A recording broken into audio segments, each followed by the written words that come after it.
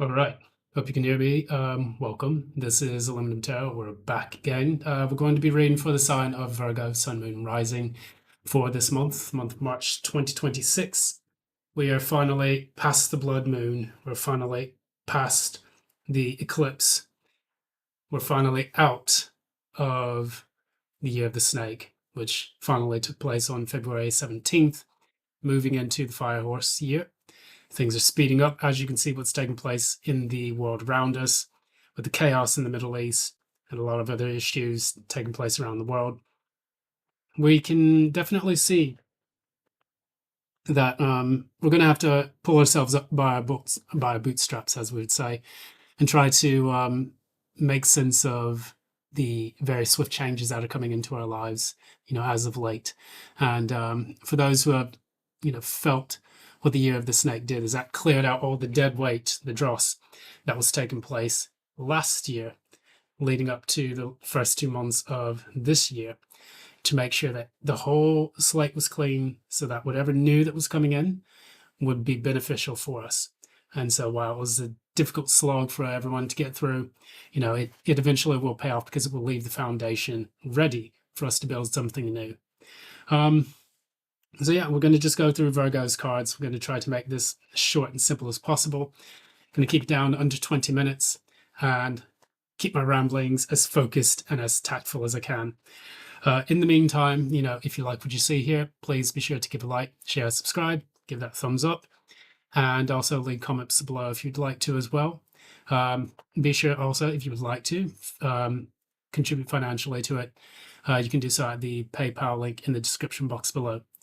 That said, I'm going to get started. We're going to go ahead and read for Virgo. I've already shuffled the cards, so that gives me more time to just absolutely spill my guts on the camera. And for the first card we have is the Two of Pentacles in the reverse. So the Two of Pentacles in the reverse, this talks about being able to just drop the ball on something. It's not really sure exactly how you're going to be able to adapt and to get past something that seems to be quite busy for you. And honestly, it talks about juggling or weighing your options. Yeah, on the surface level, it can be that. But it can also say that, it's become overwhelming for you to have to go through the daily doldrums of trying to make something work. And the challenge, the reason why I say that is the challenge, is the work itself. So being able to remain consistent, being able to make sure that you are putting enough effort in to something. Maybe you feel like you are overworked, and maybe now it's kind of taking its toll on you. So you're looking at your situation, your surroundings, and you're saying to yourself, maybe I need a holiday. Maybe I need to take some time off. Maybe I need to find something better altogether. But that said, we're going to talk a little bit about what's in the recent past. That was Page of Pentacles in the reverse. I'll quickly clarify what that means, what that talks about regarding, this reading. So, okay. So, Ten of Pentacles in the reverse. It's almost like kind of like a fall from grace. I don't see it as you losing a job per se. I can quickly check. Are you losing a job upright or tired of a job reverse? Came out on this side. So, yeah, let's try another card. Losing job upright, tired of a job reversed. Okay. Well, not sure if you're actually losing a job per se. The cards are coming up upright, so I hope you're not going to get laid off or anything like that. But what it is showing in the recent past, this is what happened. So it's not like it's happening right now. Maybe in the recent past you had, you lost a job. It didn't seem like it was really going the right direction for you. Maybe things were a bit disorganized for that particular, position that you were in. Maybe it seemed like you didn't get enough support to be able to guide you into the steps. You were new to this position. And then after that, when you decided to go along and continue learning, people decided they were going to change the goalpost or cause something, some kind of disruptions to you. And eventually that did leave you kind of like out in the cold. Ten of Pentacles in the reverse is basically the financial loss, major financial loss. and having to kind of change things up completely, where you're just like, okay, I'm not going to commit to this. I'm going to go to something else. Because these two cards came out for you. Yes, you did lose a job in that past, but it was because of this reason. So there's a little bit of nudity on here. So I'm going to get flagged from YouTube for some cartoon boobs. But we have the sun and the world. Those are very, very positive cards, because eventually what it shows is that even though you lost that job, you did find something way better. You leveled up in a sense, and that new job makes you very happy. So now that you've moved into something that is a little bit more conducive, a little bit better, way more enjoyable for you to do with your work, you can finally say, okay, moving on to the next part, which is the Six of Cups. I'm going to clarify that. Clarify the Six of Cups. Okay. So what we have here is the Six of Cups. And the reason why you have this is because you have the Hierophant in the reverse. And you have the King of Pentacles also in the reverse. This is almost like an energy of kind of wanting to go off and do your own thing, but additionally overworking yourself a bit. So you may be feeling that kind of energy a bit more. And this is probably the reason why your central cards are telling you that the challenge is work. And additionally, the issue that you face with right now, the current energy, is feeling a bit overwhelmed with everything that you want to do. Now, when you have the Hierophant and the King of Pentacles both in the reverse, that almost tells us that you're not really happy with the stability that you've got right now. It's not to say that you're not making the right amount of money, but what it's saying is that you're looking towards the past about something that you've been doing. Maybe you're looking towards a past job, a past kind of invocation, or something maybe that feels a little bit more fulfilling for you. I'll clarify to see what that is. So what is the Six of Cups about? What do they want? Yeah. So that card was at the bottom of the deck when I was shuffling, but now it seems like it's at the, it's come out again. So this is the Ace of Cups. This is telling me that you want to commit more so to something a bit more unorthodox. You want something that's a bit more fulfilling, something that, speaks to your heart a bit more. So something where you feel a little bit more dynamic, like you're out there, you're getting into things, you're really happy with what you're doing, maybe getting into art, getting into journalism, getting into passion project, music, things of that nature. And what you're finding right now is that your current, job doesn't really provide that.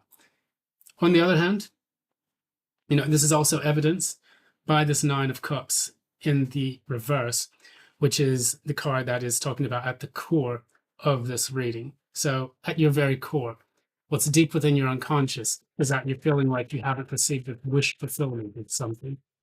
Clarify that again. And then you have the Lovers, which I'm going to cover that up, but you get the idea. The Lovers in the reverse. So it's almost like you're ready to leave something that you don't find very fulfilling. It's like you have been doing this. It's no longer a wish fulfillment for you. It's like it's time for you to move on. And something tells me to pull another card. Yeah. It's just like you don't want the drama. You don't want the kind of chaos a little bit, I suppose. The competitiveness that's within this job. You just kind of want to take a seat back and not really worry about those things. Because what you have at the very top in the crown position, you have Temperance in the reverse, and then you have the Ten of Cups. So it's almost like you're impatiently waiting for something that's going to give you a wish fulfillment. And so in order to go from 9 to 10 of Cups, you need that one Ace of Cups, which we do have here, which is going to come in the near future. So it's possible that if this is a job-related situation, you are getting an offer for something new, which is going to propel you into something that is actually more satisfying for you to do as a daily bit of work, a new kind of job, a new kind of employment. And if this is a love-related situation, then this would say that in the recent past, you left something that was very stable, and then you're going towards a relationship that's a bit more unorthodox, but it provides you with the emotional satisfaction that you enjoy. Now, Also, if this is a love relationship, that Six of Cups is about a soulmate. And then potentially, if you're receiving a soulmate, you are then getting that new Ace of Cups, which then leads you to the Ten of Pentacles. And you're kind of feeling that right now. When I see these Ten of Cups and the Temperance in the reverse, it's just like, hurry the fuck up and wife me up already, or, marry me up, something like that. And it's very, very strong pull towards that. It's almost like you can feel it in your bones that this is coming in, but you still have to have the patience in order for it to come in, and then you can get the relationship off the ground or get the job off the ground.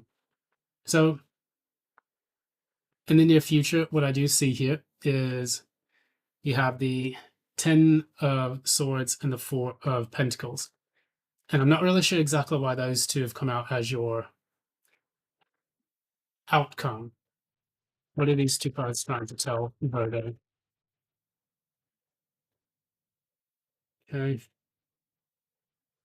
clarify again.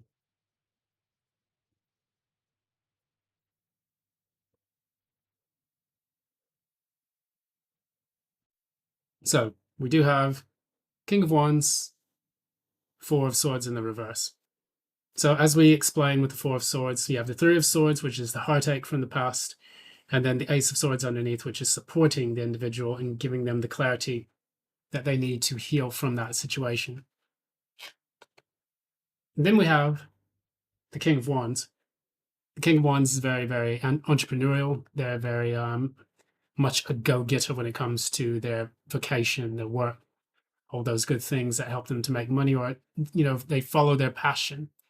And so what it seems to me is that there's going to be an end to holding on to something that no longer serves its purpose. Because if you continue to hold on to this, then you get to the 5 of Pentacles, which then creates the poverty or the other things. So it seems like to me you're putting an end to that, and you're becoming much more proactive.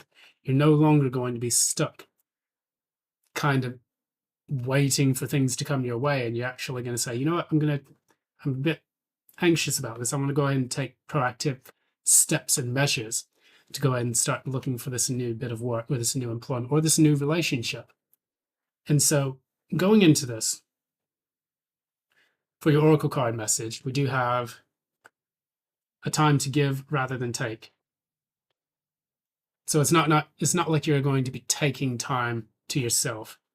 It's time for you to make or give an effort to achieve this new, goal, this next step that you've been wishing for in your life. And I think that that's going to be instrumental in helping you to achieve that success, because you know that this is coming in. You're aware of this. And with that 10 of Cups and that Temperance in the reverse, that's that strong impetus for you to go ahead and start putting yourself out there and making things happen for yourself.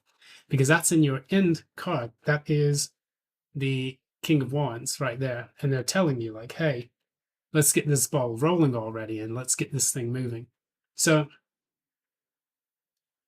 one thing I can say is, from personal experience, like if there were rounds of layoffs coming in a job, I used to work in a bit of like tech industry, not necessarily coding per se, but doing journalism and so on with that. And when the whole switch up in the tech industry went from spatial reality or spatial computing to AI, I knew there was going to be something a bit dodgy about that. And with all of the upheavals in the tech industry, we even see now that the tech industry tends to function on hype cycles. And with these hype cycles, a lot of investors, they'll pour money into one project. The project fails or it doesn't return on profit. There's no ROI on that. And so all the buzzy people who are out there who are trying to say, oh, this is the next best thing. This is the next best thing. You should buy this. They end up, they almost function like a very, very much like a parasite. And I'm just going to call it exactly how it is. I have no fucking filter anymore these days.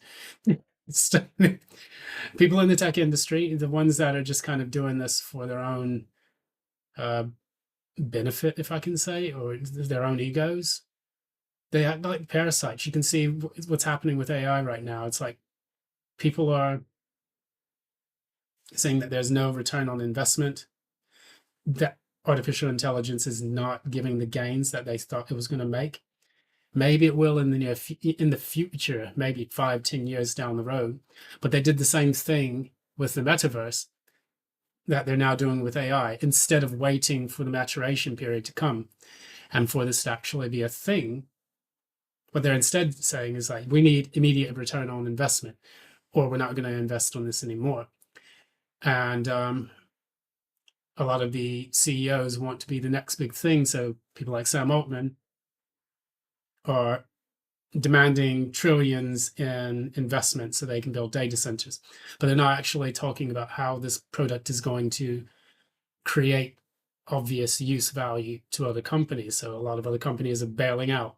Microsoft is bailing out. They're going with Google. Google's got its own, system that works really, really efficiently. So like they're managing their AI engines a lot better than others. And then there's the whole ethics. And then so there's a lot of things that people are trying to push, but they're not actually trying to communicate to others why this needs to be a thing. Like, why do we need this AI program? What are people using it for mostly? Are they using it to be lazy and work? Or are they using it to make, deep fakes of other people? A lot of it's now being, it's just producing AI slop. So it's when that happened, a lot of people who were working in the field, whether they were software engineers, journalists, whether they were promoters, they then pivoted to other things quickly. They were either laid off, they had to pivot, they were forced to do something new, or they just got tired of it and they realized that maybe if I don't take the steps now, I could end up like the other people over there in Silicon Valley who are absolutely getting razed to the ground, or like a lot of the people here, in the UK, where it's, they have to find new work in an already difficult market. Same with the United States. And so when you take that proactive step to avoid a disaster, it makes it a lot easier, because then you have what you need to go ahead and get the ball rolling before things get too obviously bad. But I've had to do it twice in the last 2 years. And anyone who knows me from my original videos, the first videos I started posting, I had to move to different places in the UK. I had to move up north to Manchester and then like give up my flat in London. And then I had to move to Yorkshire, and then I had to, upskill. I had to save money. I had to do all of these things. I had to apply 5-10, jobs every single day. And then when I finally got that new job, it gave me enough experience of that when I decided I needed to get any other jobs. It was like I could just get into it and I knew what I was doing, and it helped me to boost my capabilities. So it's like not simply just applying for jobs, but upskilling, getting new certification, doing other things that are going to help you out. I recently did something with project management, did something with cable engineering. So there's a lot of tools at your disposal to widen your opportunities if you decide that you want to do something different. And if you want to just do a pet project, or like something that's going to be, a bit more heart-centered, then just get into it. Start it as a side business. This is online tarot. This is certainly not my day job, but this is a hobby for me. This is something that I do because I feel a passion for it, and I decide that I want to share this with other people. And that's how you find your vocation. So taking the steps now will help you down the road. And so that's your ramble for today. Anyways, this is Aluminum Tarot. Thanks so much for joining as well. I do appreciate your time, energy, and support for this channel. And if you like what you see here, again, please be sure to give a like, share, subscribe, ding the notification bell so you don't miss any updates. And until next time, love and light. Bye now.